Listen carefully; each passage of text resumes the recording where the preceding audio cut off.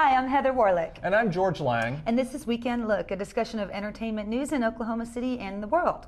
Right now, the entertainment world is still resting up from the holidays, and people are still trying to figure out what they can afford to see, hear, and do in the current economic situation. But 2009 promises some great things in all areas of entertainment, and today we'll talk about the movies, TV shows, new music, and concert tours coming up this year.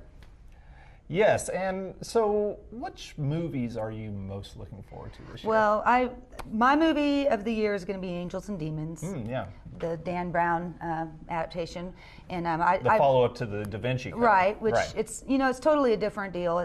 They're not really related to each other at all, so it's kind of interesting. But Ron Howard is directing this as he did the Da Vinci Code. I thought the Da Vinci Code movie didn't live up to the book at all. It was. I saw it, I reviewed it, and there were a lot of people who were expecting great things from that thing, but it just felt really stiff and not exciting. It didn't seem like Tom Hanks was invested in at all in the performance. But here's hoping that this one's going to be a little. I mean, the last one made a ton of money, so they were absolutely obligated to make another one. Yes. It was kind of like the Twilight phenomenon, where it just didn't live up. But I mean, Angels and Demons is actually my favorite Dan Brown book. It's an amazing book. It's better than the Da Vinci Code, in my opinion.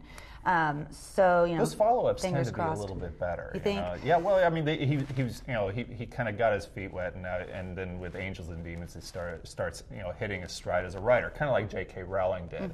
Those first couple of Harry Potters were good, but once you hit the third one, then it really kind of grew up. Hit her stride. Yeah. Well, I'm curious to also see that how they shoot it, because from what I understand, they were banned completely from the Vatican. Right. And so because the whole thing takes place in the Vatican, so we'll see. Well, and that comes out May 15th, right? Now, the one I'm most looking forward to comes out actually a week before that, and that is Star Trek. And this is the relaunch of Star Trek. It has it doesn't have any of the next generation people in it, and it doesn't have any of the new cast or the original cast members except for Leonard Nimoy. He does show up, and they're not really saying how he does. But J.J. Abrams, who we know from he's the producer of Lost. He also created Alias and Felicity and the new show on Fox called Fringe. Well, he basically went in and redefined Star Trek, and so it looks different. It has a lot of the same characters, but he's designed this so that it's going to appeal to a general audience and not just the people who show up at the conventions dressed up as Klingons. Okay. Cool. So this should be interesting. Zachary Quinto from Heroes plays Spock in this. And there's some really good casting so far. I mean, Simon Pegg is going to be playing Scotty.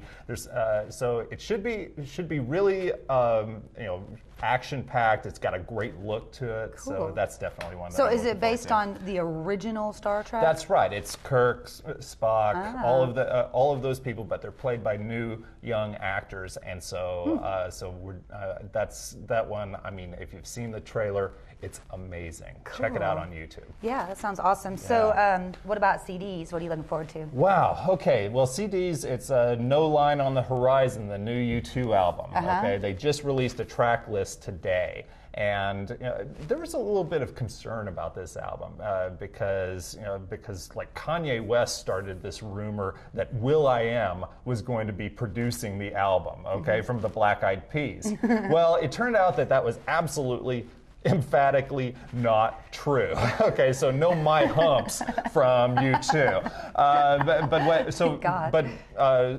Instead, it's like the gold standard A-team producers for U2. It's Brian Eno, Daniel Lanois, and Steve Lillywhite. All three of those guys produced their best work. Cool. The Joshua Tree, Unforgettable Fire, War, all of those albums. And so they've come together, and it will be coming out on March 3rd. So this was one of those albums that the industry was hoping to release last year, but it just wouldn't come through. And as it turned out, in 2008 really wasn't a great year for big albums. Well, U2 is going to sort of rectify that. Well, that kind of segues into the concert thing, because didn't you say they're going to be announcing a concert tour later, or is that? That's right, and that's something that we're definitely looking forward to, because if U2 would come to Oklahoma, wouldn't that be amazing? That'd be amazing. Now, another band that has been sort of inactive for a while, you're looking forward to, right? Well, I've always been a big No Doubt fan, right. and they haven't done anything in years. Their last album was Rock Steady. What was that? Wow, 2001. Yeah. So, the Rolling Stone reported in December that they are planning a tour this year, and then they're going to be working on their new album during the tour. So, and that's also on No Doubt's official website. So right. It seems like it's pretty set in. We don't have any dates or anything yet, but. I'm pretty excited about that. I'll definitely go. So concert tour, and then also and also they'll be working on material for an album. Yes. That sounds promising, because anything would be an improvement over the Sweet Escape from Gwen Stefani. What are you talking about? You didn't like the yodeling. This much.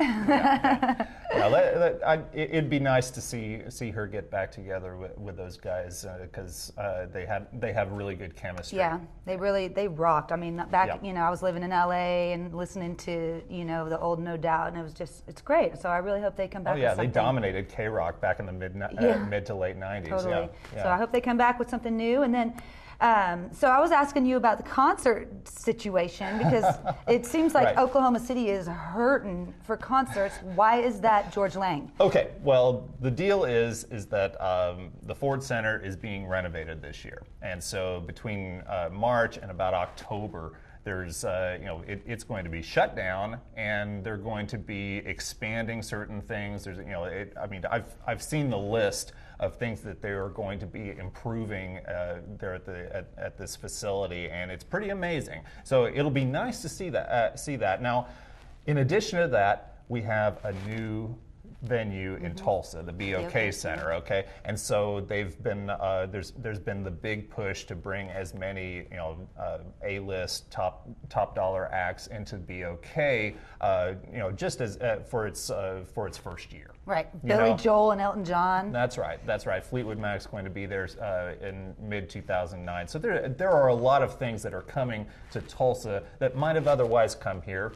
But so we're going to have to wait until toward the end of the year, because I don't know that they're going to put them in the Cox Convention Center at any major concerts. We'll just have to see. Yeah. But right now it's looking kind of bleak. We might have to wait for the summer concert season. Maybe we'll see some things at the Bricktown Ballpark. Maybe we'll see, and of course there's also the Zoo Amphitheater series. So, but all of those things are just over the horizon. We don't know exactly what's coming ahead. And of course, at the beginning of the year, it's pretty small. I mean, we don't see a lot of major shows coming right. in. Okay. But again, let's get back to U2 and No Doubt. Wouldn't it be great if we see some of those? That'd be amazing. We might have to actually travel to Dallas for those. But, exactly. There are a couple things coming up concert-wise or show-wise, live stage acts. Something that's pretty interesting I'm going to go check out is Walking with Dinosaurs. Oh, yeah. I mean, it's totally like a whole new concept. Never seen anything like it, so right. We'll see how that goes. Yeah, animatronic dinosaurs, giant things rumbling through the Ford Center. And, I don't think my 3.5-year-old's ready for it. No, I don't think so. I'm not sure I'm ready for it, but right. We'll see. And then G-Love and Special Sauce, one of my other old school favorites, will be at Kane's Ballroom February 15th. So excellent. That should be fun. Now, how about TV shows? TV shows. There is a new animated comedy that's by Mike Judge, Beavis and Butthead, King of the Hill. And okay, it's I'm called, already sold. I know, it's called The Good Family. It looks really great.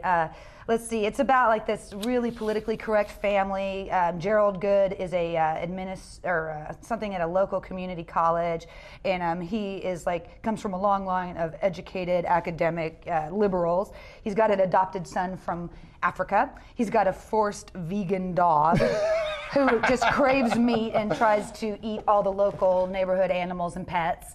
So it's supposed to have a lot of really good social commentary, political statements. Sounds really funny. That sounds awesome. Yes. Yeah, I'm completely sold already. Now, and I mean, my most anticipated show is actually coming on next week. Okay. In addition to Big Love, which comes back on HBO this weekend, there's also, of course, Lost. Lost comes back on Wednesday, and of course, for people who've been really following it, last season was the point where they started projecting into the future instead of showing flashbacks all the time. Right. And so they show all of these people who actually escaped the island, and their lives have become pretty miserable, and now they're going to have to go back to kind of correct